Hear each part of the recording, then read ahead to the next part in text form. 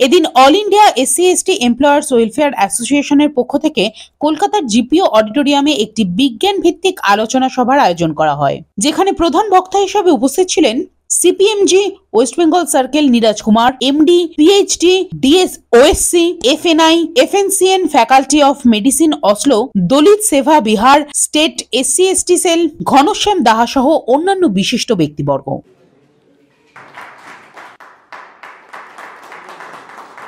All India SST Welfare. Next. Momentum.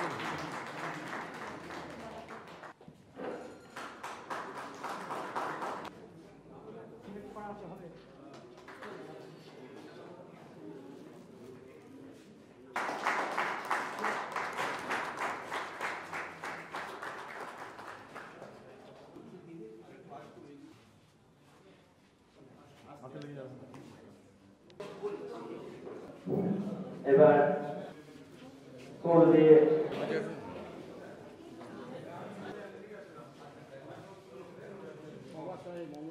Baba Saheb अमर रहे, बाबा साहेब अम्बेडकर अमर रहे, अमर रहे, अमर रहे। जय भीम, जय भीम, जय भीम, जय भीम, जय भीम। हमारे गणतंत्र के 75वीं सालगिरह के अगले ही दिन हम सब आज यहाँ इकट्ठा हुए और हमारे संविधान के निर्माण में जिनका सही योगदान बाबा साहब भीमराव अम्बेडकर का सम्मान करने का हमें अवसर आज मिला। इस कारण से आज यहाँ आकर जीपीओ के महान भवन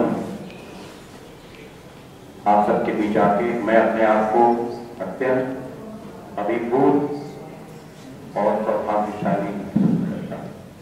साधन बाबू के औषधियों जानिए विभाग का प्रत्येक कर्मचारी जो है अपनी पूरी श्रद्धा और अपनी ऊर्जा के साथ विभाग का काम करता है और देश के प्रत्येक नागरिक की हम सेवा करते रहें, यही हमारा लक्ष्य है। इसमें सब लोग बहुत जुड़े हुए हैं। गर्मी सर्दी की परवाह किए बिना विभिन्न योजनाएं जो कल्याणकारी योजनाएं हैं उन्हें लागू करने में हमारा प्रत्येक कर्मचारी जिस ऊर्जा और जिस भक्ति से लगा हुआ है वह कतई बहुत ही सचमुच में बहुत सराहनीय है। बहुत अच्छा है, आपस में विचार करने से जानकारी शेयर करने से बहुत अच्छा होता है। খুব ভালো লাগছে এই যে মানুষ সব জড়ো হয়েছে নিজেদেরকে আরও উত্তরণের জন্য এবং এটা আরও উত্তরোত্তর বৃদ্ধি হোক, বাবা আম্বেদকরের আদর্শ নিয়েও এগিয়ে যাক এবং ভারতবর্ষের সমস্ত ডেভেলপমেন্ট কাজে আরও বেশি নিজেদেরকে উৎসর্গ করুক এবং আগামী দিনে সুন্দর সুস্থ সমাজ, ইন্টিগ্রেটেড সোসাইটি সবার সাথে মিলে একটা সুন্দর ভারতবর্ষের হোক, সেটাই আশা করছি। এবং বাদে স্বাস্থ্য খুব ইম্পর্ট্যান্ট এবং স্বাস্থ্যকে বাদ দিয়ে তো কিছু হয় না। আর আমি যেহেতু ডাক্তার সেই জন্য স্বাস্থ্য কথাটা বলতেই হবে। সুস্থ স্বাস্থ্য হলে সুস্থ ব্রেন হয়, সুস্থ ব্রেন হলে সুস্থ চিন্তা হয়, তাহলেই দেশের অনেকটাই উন্নত হবে। এই যে ওষুধের উপরে লাখ লাখ কোটি কোটি টাকা খরচা হচ্ছে, এটা নিজেদেরই দোষে হচ্ছে। লাইফস্টাইল আরও উন্নত করা উচিত যাতে এগুলো না হয়, সুস্থভাবে অনেক দিন বেঁচে থাকা যায় নিরোগ দেহে, ওষুধের উপর ডিপেন্ড না করে, সেটাই যেন হয় সেই প্রার্থনা করছি। এখন দেখুন আমাদের দেশে বিরাট অনেক ফল্ট লাইন আছে। ফল্ট লাইন হল আনএমপ্লয়মেন্ট টু মাচ, তারপরে নানা রকম বিরোধ চলছে, তারপরে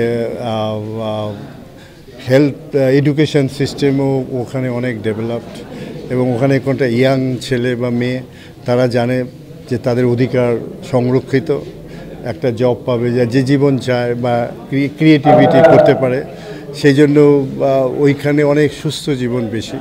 এখানে অস্বস্তি চলছে, এখানে অনেক আনরেস্ট আছে, কারণ ওই ফিউচার সম্বন্ধে অনেকেই সন্দিহান। তো ওই থেকে উদ্ধার পেতে হবেই, ডেফিনেটলি আমি আশাবাদী হবে একদিন। এবং এখন যে অবস্থা তাতে এইটাই এখন বেশি ডিফারেন্স। ওরা অনেক সুস্থ এনভায়রনমেন্টের মধ্যে আছে, আমাদের ছেলেমেয়েরা সুস্থ এনভায়রনমেন্ট নেই, পলিউশন আছে, খাদ্য খাওয়ার প্রবলেম আছে, সেটা তো আছে। কিন্তু ওইটাই দেখি। আর যেহেতু এখন একটা অনলাইন ওয়ার্ল্ড হয়ে গেছে, সবাই সব দেখতে পারে, কোনটা প্লাস কোনটা মাইনাস, চেকও করতে পারে কে সত্যি বলছে কে মিথ্যা বলছে, কোনটা ফেক। এইগুলো তো এখন এসে গেছে এবং এগুলোর উপর আরও ডিপেন্ড করে নিজেকে তৈরি করতে হবে। কিন্তু ইনফরমেশান ইজ ইম্পর্ট্যান্ট, দো ইনফরমেশান ইজ নট নলেজ, কিন্তু ইনফরমেশনটা দরকার আছে। ব্যাপারটা হচ্ছে যে এটা ঘটে, তবে আপনাদের আমি ধন্যবাদ দেবো এই জন্য যে ছুটির দিনেও যে এখানে যে কজন লোক এসেছেন এটা কিন্তু বিরাট আছে। সাধারণত আমরা যারা অফিসে দেখি ছুটির দিনে ওই টিভি বেবি আর বেবি বাইরে গিয়ে এসে ভাবতেছে। আমার না এইগুলো দেখে একটা জিনিস পড়ে গেল। টিএন সেশন একবার বলেছিল হঠাৎ করে করতে বক্তব্য রাখলে একটা টিএন সেশন বক্তব্য থামিয়ে দিয়েছিল। তো সাংবাদিকরা হঠাৎ জিজ্ঞেস করলো কি হলো স্যার আপনি বক্তব্য থামিয়ে দিলেন কেন? বললো ওখানে একটা প্যারালাল মিটিং হচ্ছে। দুই সাংবাদিক কথা বলছিল, বললাম যে মিটিংটা হোক তারপরে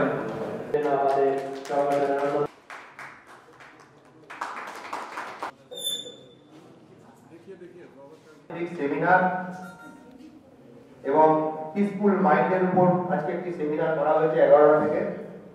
geological survey of India, all India SC ST welfare association, আমরা এভরি 3 মাস ইন্টারভেল আমরাও ডিফারেন্ট রিকগনাইজড হসপিটালকে দিয়ে আমরা হেলথ চেকআপ ক্যাম্প করাই ফ্রিতে। এই সোশ্যাল ওয়ার্কগুলো আমরা 2023-এ কম করে 4টে করিয়েছি। ভালো লাগলো জিপিও এত যারা পাবলিককে সার্ভিস দেয়। আমরা যারা টেবিলে বসে কাজ করছি, পাবলিক সার্ভিস আমাদের কম হয়, কিন্তু আমরা সাধারণত নিজেদের যে সাইন্টিফিক অর্গানাইজেশন সার্ভিস দিচ্ছি, কিন্তু এরা ডাইরেক্টলি পাবলিককে সার্ভিস দেওয়ার পরও এই ধরনের কাজ বাবা সাহেবের আদর্শকে নিয়ে করছে, তার জন্য আমি শতমস্তক নমস্কার জানাই। मोहन विश्वास,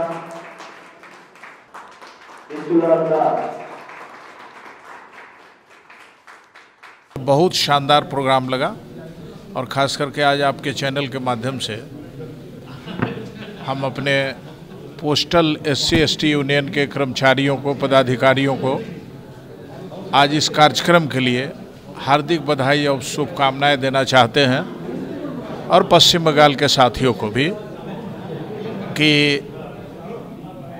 75वें गणतंत्रता दिवस के कल होके आज बाबा साहेब अम्बेडकर के सम्मान में अपनी समस्याओं के प्रति सजगता बरतते हुए इन्होंने आज जो हमारे ऑर्गेनाइजेशन के लोग हैं जो काम किया है, इसके लिए बहुत बहुत धन्यवाद के पात्र हैं। और हम बाबा साहेब के संविधान और उनके द्वारा बताए गए रास्तों पर चलने के लिए भी संकल्पित हैं हमारे साथीगण, और उसी आधार पर ये काम भी करते हैं। और आज बहुत लगा, चूँकि हम भी बिहार से हैं। मेरा नाम घनश्याम कुमार दाहा, दलित सेना के प्रदेश अध्यक्ष हैं बिहार से। और जो हमारे एससी एसटी एसोसिएशंस हैं, तमाम central government and state government employees federation के भी हम लीडर हैं। इस नाते भी आज हम अपने आप को गौरवान्वित महसूस कर रहे हैं और अपने साथियों को संदेश देना चाहेंगे कि आप भविष्य में बाबा साहेब अम्बेडकर के बताए हुए मार्ग, शिक्षित बनो, संगठित हो, संघर्ष करो को मजबूती के साथ आत्मसात करते हुए अपने दृढ़ विश्वास को आगे बढ़ाते हुए और जहाँ भी हम हैं, जिस महकमे में हैं, उस महकमे में ईमानदारी पूर्वक कार्य करते हुए देश की प्रगति, राज्य की प्रगति के प्रति भी हम सचेष्ट रहें और सोचें। यही हमारे शुभकामनाएं हैं।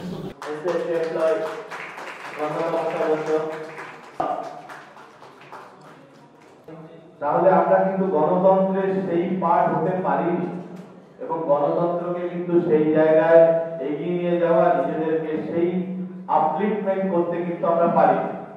আমরা যে ফিল্ডে কাজ করি সেই ফিল্ডে কাজ করতে গিয়ে আমাদের খুব সূক্ষ্ম টলারেন্স মেনটেন করে কাজ করতে হয়। মানে আমরা এমন কাজ করি যে আমরা একটা চুলকে 1000 ভাগে ভাগ করে তাকেও মাপতে পারি। আমরা এরকম কাজ করি। আমরা এমন বন্দুক বানাই যে যেখানে 1 মিনিটে 5000 গুলি বেরোয়, কিন্তু আমরা যেটা পাই না, যেটা পোস্টাল পায়, তারা একটা বড় কাজ করতে পারে, প্রত্যেকটা মানুষের ঘরের দৌড়ে পৌঁছাতে পারে পোস্টাল ডিপার্টমেন্ট। আমাদের মিডিয়ার একটা বড় কাজ এই পোস্টাল ডিপার্টমেন্ট করতে পারে, যেটা আমার গানের সেলফ্যাক্টরি পারে না, যেটা আমার সজলদার এয়ারপোর্ট অথরিটিও পারে না, কিংবা গোবিন্দদার জিওলজিক্যাল সার্ভে অফ ইন্ডিয়া পারে না। পোস্টাল যদি ভালো কিছু করতে চায়, পোস্টালই পারে, কারণ আমাদের সবথেকে যেটা কমজোরি জায়গা সেটা কিন্তু মিডিয়া।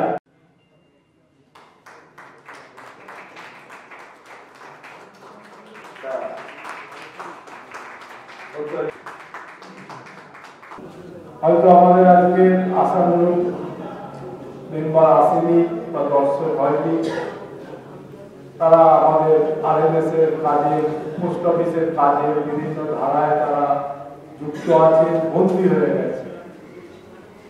বন্ধুগণ জানেন গুরুত্বপূর্ণ জিনিস, আগামী দিনে যে লোকসভা নির্বাচন আসছে 2024 16ই এপ্রিল, আগে পরে যাই হোক, সেই নির্বাচনে কিন্তু আমরা যারা প্রাপ্তবয়স্ক এবং আমাদের বাড়ির সদস্য যারা আছে তাদের বুঝিয়ে দিতে হবে যে বাবা সাহেবের প্রতিশ্রুতি আমরা কিভাবে পালন করব, কে আমাদের শত্রু, কে আমাদের মিত্র, কাকে আমরা নির্বাচিত করব। আপনার যে অক্লান্ত পরিশ্রমের সংস্থার পিছনে এটা অনস্বীকার্য।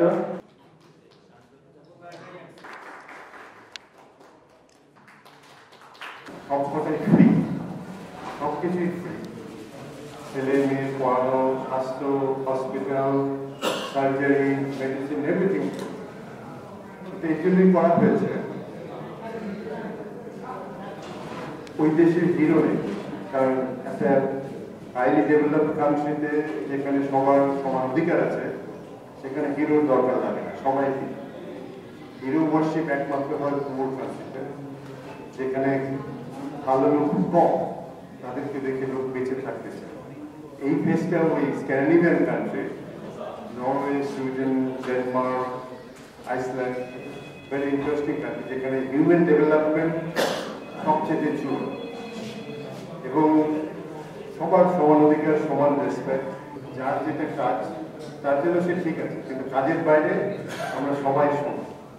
এখন প্রশ্ন হল যে এই সমান ব্যাপারটা কি করে হয়? তার জন্য ভালো হেলথ দরকার, স্বাস্থ্য দরকার, চিন্তার ক্ষমতা দরকার এবং স্বাধীনতা দরকার। এইগুলো না থাকলে সত্যিকারের এই মানুষের যে ডেভেলপমেন্ট সেটা হয়। মনুষ্যত্বের যে চূড়ান্ত প্রকাশ ঘটেছে তার নানা রকম কারণ আছে। তার প্রথম যেটা দরকার এখানে সেটা এক্সপ্লয়েট করতে গেলে শিক্ষা এবং সুস্থ শিক্ষা দরকার এবং স্বাস্থ্য। সেই ব্যাপারে আমরা কাজ করছি যাতে আমাদের যে father of modern medicine sir John Osler বলেছিল যে ফার্স্ট ডিউটি ডাক্তারদের হবে ওষুধ না দেওয়া। ওষুধ is a sick care, is medicine care, is not a health care. Health কেয়ারটা কি? হেলথ কেয়ার হলো আমার বডিকে আমি ভালো করে জানবো, কোনটা খেলে আমার ভালো থাকবে, কোনটা খেলে আমার ছেলে মেয়ের ব্রেন ভালো হবে। এই যে ইনফরমেশন, এইখানে কিন্তু আমরা অনেকেই পিছিয়ে যাচ্ছি।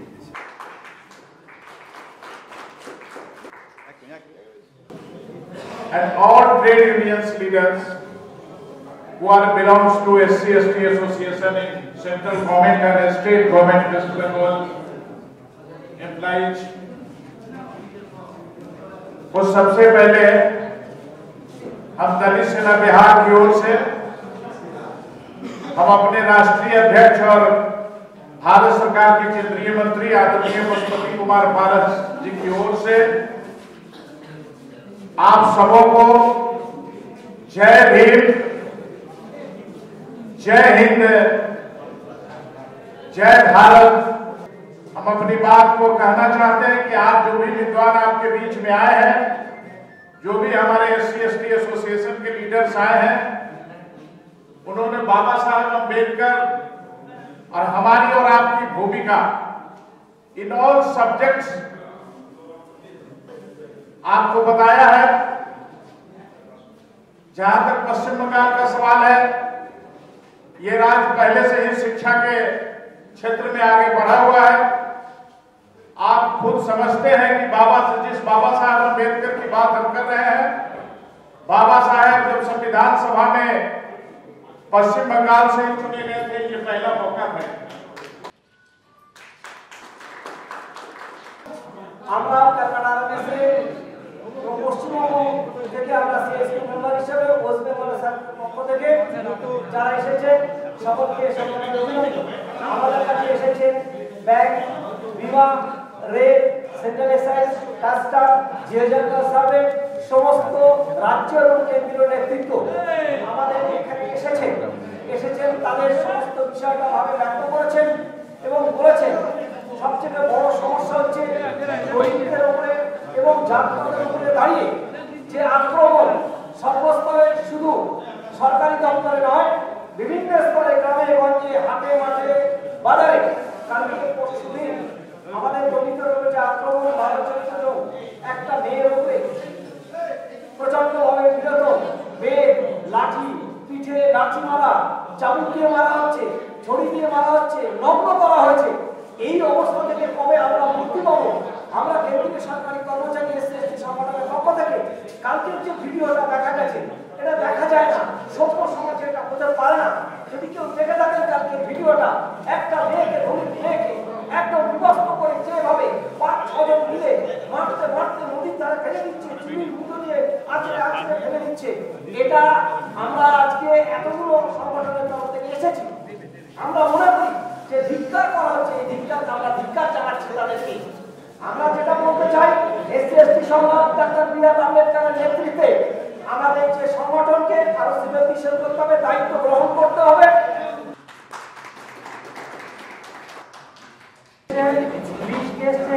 মুর্শিদাবাদ ডিভিশন পোস্টালের একটা এসছে, আর হচ্ছে কলকাতা এয়ারপোর্ট 14 ডিভিশন এবং শিয়ালদা এয়ারলাইন্সের তরফ থেকে কিছু রেস্ট। আমি আর বেশি সময় নেব না, আমি শুধু সেক্রেটারি প্রেসিডেন্ট এবং আমরা ঘোষণা করব।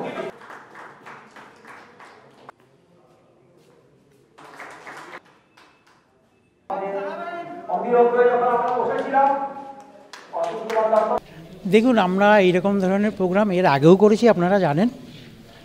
আমাদের সফলতা আছে, মেন কথা আমাদের যে সমস্ত সদস্য আছেন এসসি, এসটি, ওবিসি, এবং তা সত্ত্বেও যেন আমাদের আম্বেদকরকে যিনি ভালোবাসেন তারাও আমাদের মধ্যে আছে। আপনারা নিশ্চয়ই দেখেছেন আমাদের সম্মেলনে আমরা বিগত দিনে এরকম ধরনের অনুষ্ঠান করেছি। এবং আজকের এইটা মূল বিষয় হলো, আমরা একজন বিজ্ঞানীকে পেয়ে গেছি। উনি অসলোতে থাকেন, নরওয়ে দেশে। তো উনি একজন বিজ্ঞানী এবং ক্যান্সারের রোগের ওষুধ আবিষ্কার করেছেন টবটা থেকে। এবং উনি ওনার আরেকটা বিশেষ পরিচয়, যেটা আমাদের কাছে গর্বের বিষয়, বাঙালি ভারতবর্ষ থেকে একমাত্র উনি নোবেল কমিটির চেয়ারপারসন। এইটা আমাদের কাছে বিশেষ পাওনা।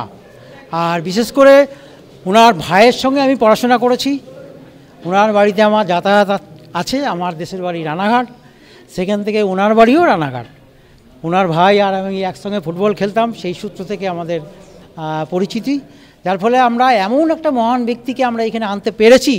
তার মধ্যে আমাদের অনেক টেনশনও ছিল, তার কারণ এই আমাদের অ্যাসোসিয়েশনে যদি একটা অনুষ্ঠান করতে চায়, তো আদার্স যারা ধরুন আদার্স যারা সংগঠন করেন তারাও একটু চিন্তাভাবনা করেন।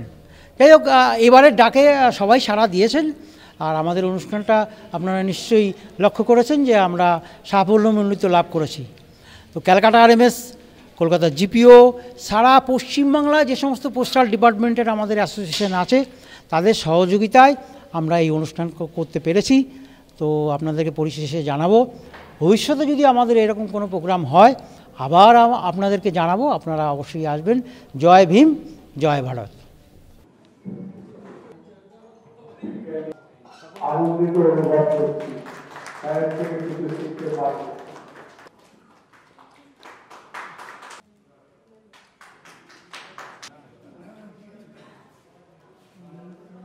আমরা এই অনুষ্ঠানটা করা নিয়ে প্রথমে তপন বর্মন, আমাদের এখন সর্বভারতীয় নেতা, এখন সর্বভারতীয় অর্গানাইজ সেক্রেটারি, আমি হচ্ছে কেন্দ্রীয় কমিটির সদস্য মেম্বার।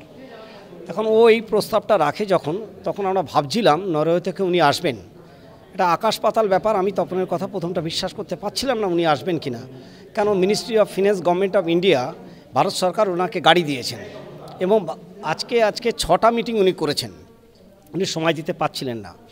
আমরা চিফ পিএমজি অন্য যারা আধিকারিকরা আছেন তাদেরকে আনা হয়তো সোজা, কিন্তু এনা সম্ভব হতো না তপন বর্মন না থাকলে। আমরা এই রকম অসমকান্তি দত্ত রায়ের মতো একজন বিজ্ঞানী প্রফেসর এবং ক্যান্সারের ওষুধ যে আবিষ্কার করছেন, ওনাকে যে সেমিনারটা করেছেন, সবচেয়ে বড় জিনিস যেটা হচ্ছেন নোবেল কমিটিতে উনি নোবেল কমিটির একজন সদস্য, গুরুত্বপূর্ণ সদস্য। কাকে নোবেল পুরস্কার দেয়া হবেন সেই বিষয়ের উপরে ওনার মতামত এবং চিন্তা এবং তার ভাবনা চিন্তার উপর মতামতটা গুরুত্ব দেন নোবেল কমিটির যারা আছেন। আমরা যেটা হয়েছে আজকে এই সেমিনারটা করলাম এই কারণে, আমরা SC/ST সংগঠন all India employees welfare association central headquarter new Delhi 55 থেকে এটা আজকে প্রচারিত অনুষ্ঠানটা সেখানে। আর আমাদের কাছে যেটা হচ্ছে যে বহু মানুষ, সবচেয়ে বড় জিনিস আমাদের এই সম্মেলনে ভাতৃপ্রতিম সংগঠনের বহু মানুষ, যেটা কোনো জায়গায় আসে না, আমরা ডাকলে দেখেছি আসে। যেমন এবার এসেছে উল্লেখযোগ্য যেটা বলতে হবে, আমাদের SC/ST সংগঠনের আমার এই 18 বছর এখানে আসার পরে এই প্রথম central excise, customs, geographical survey of India, railway, income tax, marine engineering, এতগুলো জেনারেল সেক্রেটারি সর্বভারতীয় নেতা এখানে উপস্থিত ছিলেন। সবচেয়ে উল্লেখযোগ্য ঘটনা যেটা কেন্দ্রীয় সরকারের মন্ত্রী পরশ পাসওয়ান, ওনার PA2 সেক্রেটারি দাহা সাহেব বিহার থেকে উনি এসেছেন। এই খবরটা যখন আমরা প্রোগ্রামটা নিই, উনি দায়িত্ব নিয়ে তপন বর্মনকে ফোন করে জানিয়েছেন আমি আসছি। তা উনি এসেছেন, আমরা গর্বিত। এবং এসেছেন শিলিগুড়ি থেকে এসছেন, আমাদের শিলিগুড়ি থেকে এসছেন, মালদা থেকে এসছেন, কুচবিহার থেকে এসছেন, বিভিন্ন জায়গা থেকে আমাদের এসেছেন।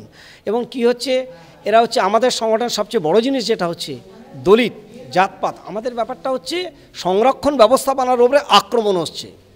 স্বাধীনতার পরে এই প্রথম ভারতবর্ষে দলিত সংগঠনের ওপরে একটা আক্রমণ, এই আক্রমণটা অত্যন্ত নিন্দনীয়, যেটা এই সমাজে হচ্ছে না।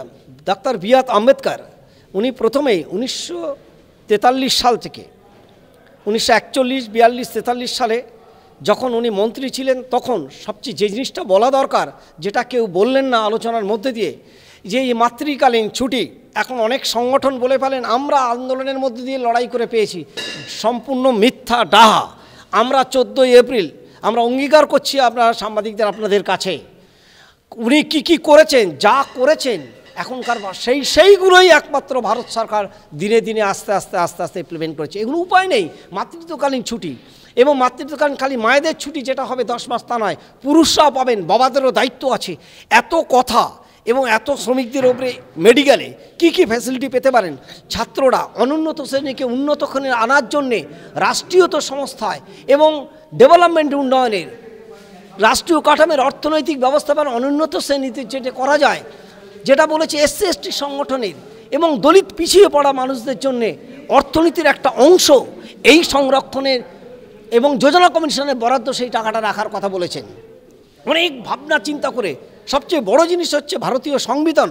সারা পৃথিবীতে সংবিধান 350 পাতার ভারতীয় সংবিধান, অনেক ধারা প্রতিকূলতার মধ্যে দিয়ে আজকে আম্বেদকর না থাকলে ভারতবর্ষে এই যে অখণ্ডতা, আমরা ধর্মনিরপেক্ষ মুসলিম, হিন্দু, খ্রিস্টান, জৈন, বুদ্ধ, গোর্খা, নাগাল্যান্ড, সর্বস্তরের ভারতবর্ষের যে মানুষ আছে তার ঐক্য এবং সংস্কৃতি একই স্থানে একই নিয়মের মধ্যে বিরাজ করবে, কথাটা বলে গেছেন।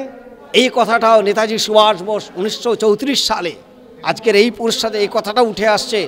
উনিও এই কথাটি বলেছিলেন এবং আম্বেদকরের সঙ্গে নেতাজির কথার সঙ্গে এত মিল ছিল যে সংস্কারে বলেছে। কি বলেছেন আম্বেদকর?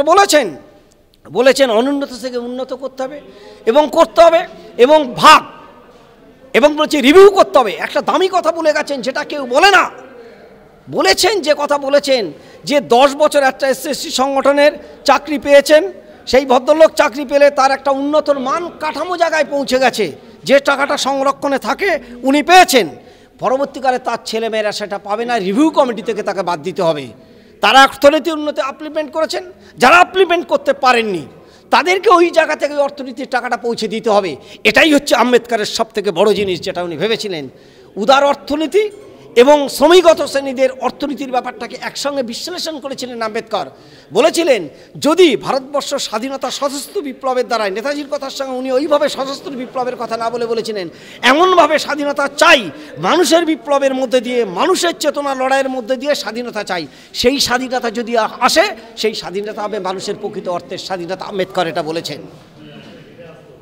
একই কথা বলেছেন নেতাজি, বলেছেন তোমরা আমাদের স্বাধীনতা, বলেছেন নেতাজি বলেছেন বিপ্লব, অনেকে বলেছিলেন বিপ্লব করা যাবে না, রক্তারক্তি।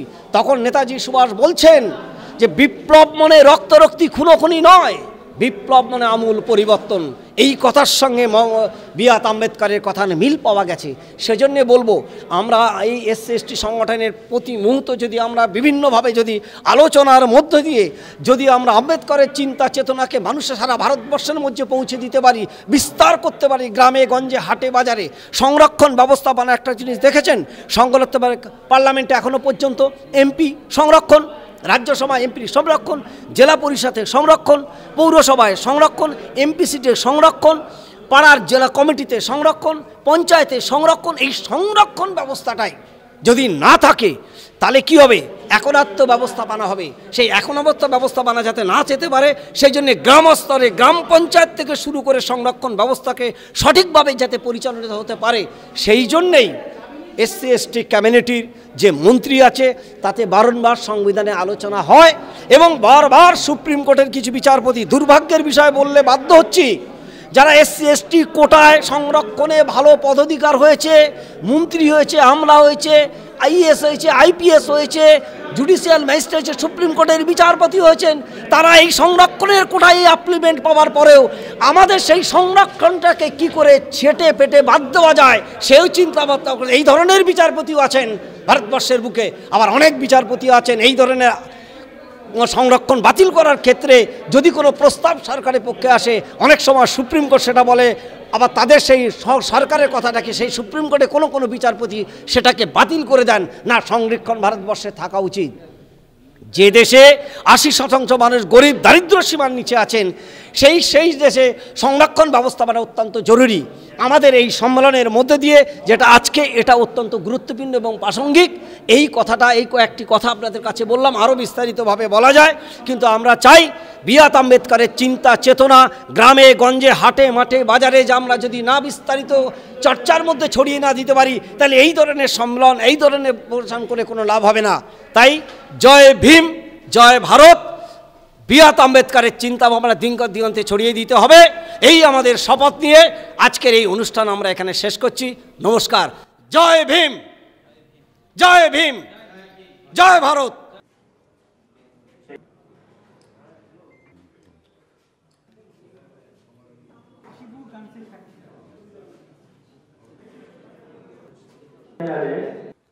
কিন্তু এখানে অনেক সমস্যা আছে, এটা একটা ইস্যু, আরেকটা ইস্যু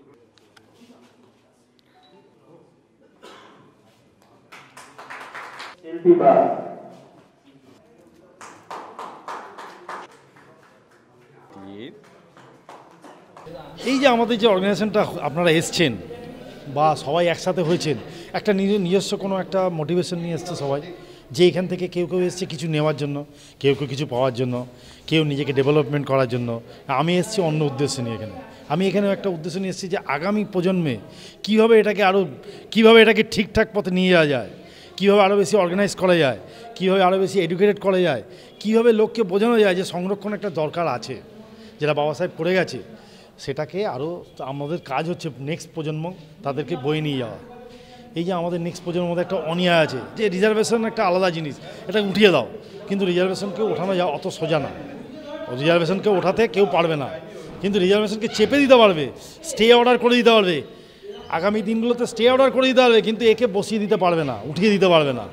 এই আমার হচ্ছে বক্তব্য, যাতে আমার মোটিভেশন যেন এটাকে যেন আরও সামনের দিকে আরও সুদূর প্রসারী করা যায়। মিডিয়া থেকে আরম্ভ করে, পেপার থেকে আরম্ভ করে, টিভি থেকে আরম্ভ করে সবাই যেন জানে যে বাবা সাহেবের একটা গ্রুপ আছে, থাকবে এবং ফিউচারও এটা বড় আকার নেবে। Report news Bangla.